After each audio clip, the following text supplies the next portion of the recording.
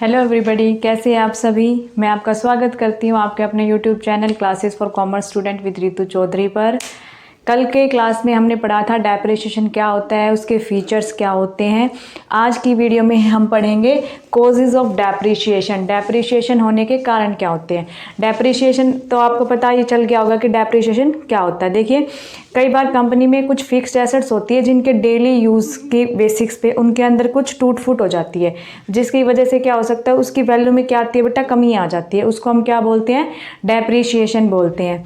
आज हम देखेंगे कि डेप्रिसिएशन के कारण क्या होते हैं। Number 1, bye constant use. जब हम किसी एसेट्स का लगातार यूज़ करते चले जाते हैं तो उसके अंदर क्या होती है, कुछ ना कुछ टूट फूट अवश्य होती है। तो उस टूट फूट की वजह से उसकी वैल्यू में जो कमी आती है उसको हम क्या बोलते हैं, डेप्रिसिएशन बोलते हैं। एक तो कारण ये हो गया। दूसरा कारण देखिए, बाय एक्सपायरी ऑफ टाइम। मान लीजिए आपने किसी एसेट्स को लीज पर लिया है और उसका टाइम पीरियड है 20 साल, और उसको आपने लिया, एक एसेट्स लिया आपने लीज पर 20 ईयर्स के लिए, 20 ईयर्स के लिए, जिसकी प्राइस था बेटा 20 लाख। ठीक है, तो उसका बेटा हम यानी कि 10,000 हमारे हर ईयर क्या होते चले जाएंगे, डिक्रीज होती चली जाएगी उसकी अमाउंट। तो हम, और 20 साल बाद उसका प्राइस क्या हो जाएगा, बिल्कुल शून्य हो जाएगा। इसे एक्सपायरी ऑफ टाइम, जब हम किसी एसेट्स को लीज पर लेते हैं और उसका टाइम पीरियड समाप्त हो जाता है तो उसकी वैल्यू क्या हो जाती है, शून्य हो जाती है। By expiry of legal rights. Legal rights के ऊपर भी बेटा क्या हो जाता है, इसमें भी हम लीज का एग्जांपल ले सकते हैं कि इतने दिन का ये लिया था, तो लीगल राइट्स, कुछ एसेट्स पर लीगल राइट्स होते हैं जिस वजह से उसकी वैल्यू क्या हो जाती है, कम होती चली जाती है। Bye obsolescence. देखिए, आज टेक्नोलॉजी का युग है, ठीक है, नए नए आविष्कार होते रहते हैं। जैसे हमारा पहला छोटा टीवी था, अब वो आ गई एलईडी टीवीज आ गए, तो उससे क्या होगा, पुराने वाले टीवी की प्रचलन खत्म हो गया। तो ऐसे ही कुछ एसेट्स होते हैं कंपनीज के अंदर भी जिनका प्रचलन खत्म हो जाता है तो उसकी वैल्यू क्या हो जाती है बेटा, शून्य हो जाती है। बाय एक्सीडेंट, किसी दुर्घटना की वजह से एसेट्स में कमी आ जाना, आग लग जाना, बाढ़ आ जाना, ठीक है, उसी वजह से भी क्या होता है, डेप्रिसिएशन में डेप्रिसिएशन लग जाता है। बाय डिप्लेशन की वजह से। By permanent fall in market price. देखिए, permanent fall in market price में क्या होता है, permanent fall in market price. देखिए बेटा, हम किसी भी एसेट्स को कंपनी में लेके आते हैं, ठीक है, उसमें क्या होता है, उसको हम डेली बेसिस के खरीदने बेचने के लिए तो नहीं लाते, परमानेंट यूज़ करने के लिए एसेट्स में लाते हैं, ठीक है। तो उसके ऊपर तो मार्केट वैल्यू का तो कोई असर होता नहीं है, क्योंकि हम उसको अपनी कंपनी में लाए हैं काम करने के लिए।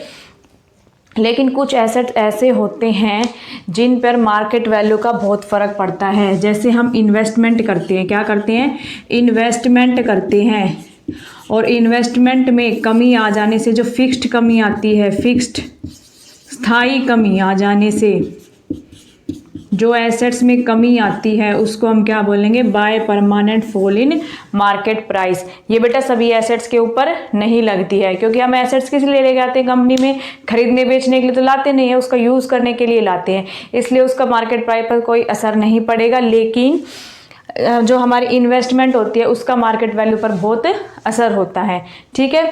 आगे आपको कॉजेज ऑफ डेप्थ, तो आइए हम बात करते हैं अब नीड, इम्पोर्टेंस और objective of providing depreciation. Depreciation provide करने की आवश्यकता क्यों होती है, इसका महत्व क्या है और इसके उद्देश्य क्या है।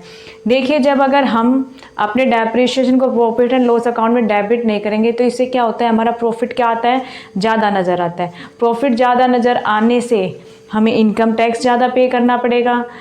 प्रॉफिट ज़्यादा होगा तो जो शेयर होल्डर्स है उसके अंदर उसका कैपिटल का बंटवारा हो जाएगा, ठीक है। ऐसे अनेक कारण हैं जिसकी वजह से हमें डेप्रिसिएशन क्या करता है, लगाना पड़ता है। नंबर 1 देखिए, for ascertaining the true profit और लॉस।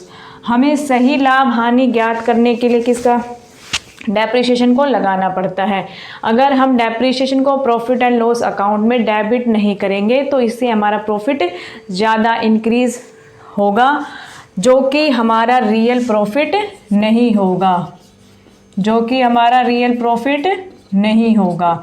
इसलिए हमें डेप्रिसिएशन को क्या करना पड़ता है, P&L अकाउंट में डेबिट करना पड़ता है, जिससे कि हमारा जो ट्रू प्रॉफिट है वो निकल कर सामने आए। For showing the true and fair view of the financial position, देखिए अगर हम डेप्रिसिएशन नहीं लगाएंगे तो उससे क्या होगा, हमारी बैलेंस शीट के अंदर एसेट्स की वैल्यू क्या दिखाई जाएगी, इंक्रीज दिखाई जाएगी, जो कि एक्चुअल में होती नहीं है, क्योंकि उसका मान लो हमने एसेट्स का यूज़ कर लिया तो उसकी कुछ ना कुछ तो अमाउंट डिक्रीज हुई होगी ना। इसलिए हमें क्या करना होता है, डेप्रिसिएशन को लगाना पड़ता है, ताकि हम true and fair view of दिखा सके किसकी, फाइनेंशियल पोजिशन का। To ascertaining the accurate cost of production, cost of production की एक्यूरेट जानने के लिए भी हमें क्या करना पड़ता है, डेप्रिसिएशन लगाना पड़ता है। To provide funds for replacement of cost, replacement of cost के लिए फंड प्रोवाइड हो जाता है। देखिए हम जो हमारा डेप्रिसिएशन होता है इसको हम P&L अकाउंट में क्या कर देते हैं, डेबिट कर देते हैं। एक बात याद रखिए, देखिए उसको हम डेबिट तो कर देते हैं, लेकिन एक्चुअल में हम कभी पेमेंट करते हैं डेप्रिसिएशन की, नहीं करते, क्योंकि हमने पढ़ा था डेप्रिसिएशन क्या होता है, नॉन कैश आइटम होता है। डेप्रिसिएशन क्या होता है, नॉन कैश आइटम होता है, जिसकी हम पैसों में लेन देन नहीं करते। इसलिए जो ये अमाउंट होती है ये हमारे एक एज अ रिजर्व मान लीजिए इसको की एक्यूमुलेट होती चली जाती है, और जब हमें बाद में कोई नई एसेट्स लेनी पड़ती है तो उसके लिए हमें फंड अवेलेबल हो जाता है। इसलिए डेप्रिसिएशन क्या होता है, to provide funds for replacement of assets, to prevent the distribution of profits out of capital. देखिए अगर हमारा प्रॉफिट ज़्यादा दिखाई दिया जाएगा, मान लीजिए हमने डेप्रिसिएशन दिखाया नहीं तो प्रॉफिट इंक्रीज हो जाएगा। प्रॉफिट इंक्रीज होने से क्या होता है, उसको हमें शेयर होल्डर्स के अंदर बांटना पड़ेगा, तो वो एक तरह से क्या हो जाता है, वो कैपिटल का बंटवारा हो जाता है। इसीलिए हमें क्या करना पड़ता है, डेप्रिसिएशन लगाना पड़ता है कि जिससे हमारा एक्चुअल प्रॉफिट निकल के आए।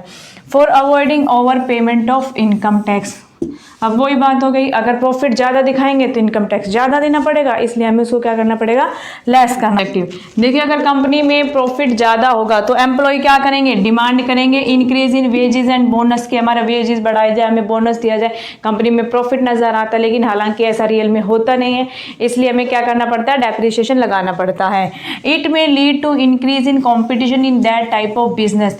देखिए अगर हमारे प्रॉफिट में बिजनेस हो रहा है तो उसी टाइप के बंदे सोचेंगे भाई इस बिजनेस में तो बहुत ज़्यादा प्रॉफिट है, तो लोग और आ जाएंगे हमारी मार्केट के अंदर कि हमें भी यही बिजनेस करना है, तो इससे क्या हो जाएगा, कंपटीशन इंक्रीज हो जाएगा। तो इसलिए हमें क्या करना पड़ता है, डेप्रिसिएशन लगाना पड़ता है। हमें अपने प्रॉफिट को एक्चुअल दिखाना होता है, जो एक्चुअल प्रॉफिट होता है।